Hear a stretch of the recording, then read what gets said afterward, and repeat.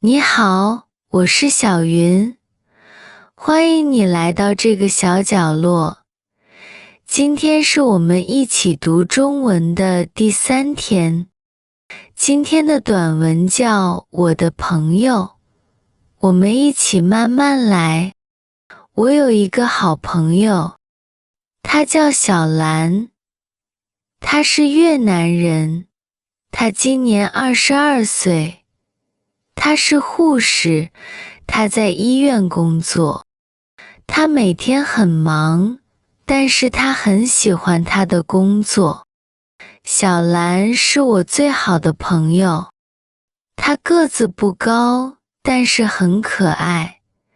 她说话很温柔，对人也很好。我们常常一起吃饭，一起看电影。周末我们一起去咖啡馆喝咖啡，我们一边喝咖啡一边聊天，很开心。我觉得小兰是一个很好的朋友，她很善良，也很乐观。每次和她在一起，我都觉得很轻松。